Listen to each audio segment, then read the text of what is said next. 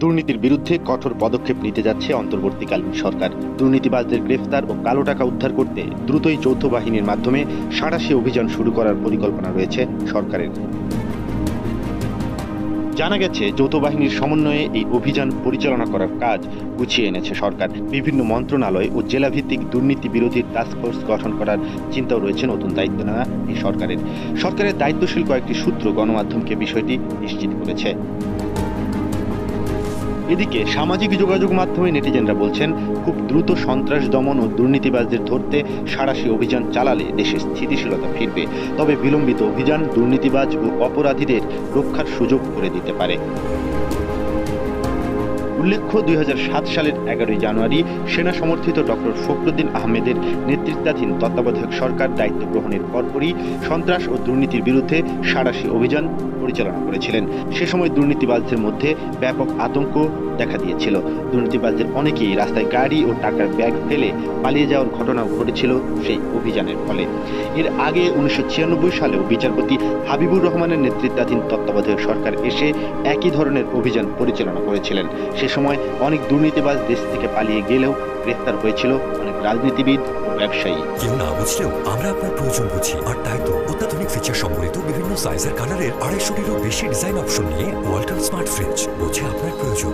তবে অভিযান সংশ্লিষ্ট অনেকেই গণমাধ্যমের কাছে জানিয়েছেন, ১৯৯৬ ও ২০০৭ সালে তত্ত্বাবধায়ক সরকার গঠন আর ৮ জুলাই নোবেলজয়ী ডক্টর মোহাম্মদ ইউনূসের নেতৃত্বাধীন অন্তর্বর্তী সরকার গঠনের প্রেক্ষাপট সম্পূর্ণ ভিন্ন। এবার তীব্র গণ আন্দোলনের মুখে সরকার পতন হয়েছে। দেশ কার্যত কয়েকদিন পুলিশ ও প্রশাসনবিহীন চলেছে, যা ইতিহাসে নজিরবিহীন। এমনকি এখন পর্যন্ত পুলিশের অনেক কর্মকর্তা পলাতক আছেন।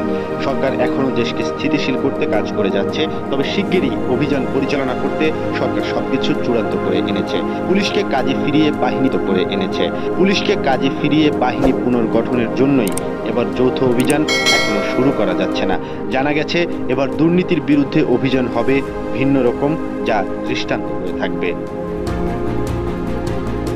সরকারের দায়িত্বশীল সূত্র থেকে জানা গেছে, টাস্কফোর্স গঠিত হবে বিভিন্ন মন্ত্রণালয়, দপ্তর, অধিদপ্তর ও জেলা ভিত্তিক। সেনাবাহিনী টাস্কফোর্সের মূল দায়িত্ব পালন করলেও তাদেরকে সহযোগিতা করবে বিজিবি, র্যাব, পুলিশ।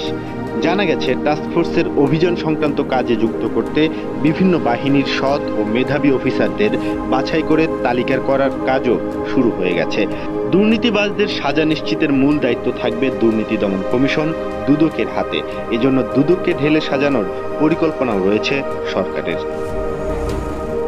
এদিকে ছাত্র জনতার গণ অভ্যুত্থানে ৫ জুলাই সরকার পতনের পর পালিয়ে বেড়াচ্ছে সাবেক মন্ত্রী, এমপি ও আওয়ামী লীগ মন্ত্রী, জনপ্রতিনিধি সহ সরকারের আনুকূল্য পাওয়া অনেক সরকারি কর্মকর্তা। বেগতিক অবস্থা টের পেয়ে অনেকেই আগেই দেশ ছাড়ার সুযোগ পেলেও বেশিরভাগই আছে আত্মগোপনে। যৌথ বাহিনীর অভিযান শুরু হলে এরা সহ আরো অনেকেই আইনের আওতায় আসবে বলেও জানা গেছে।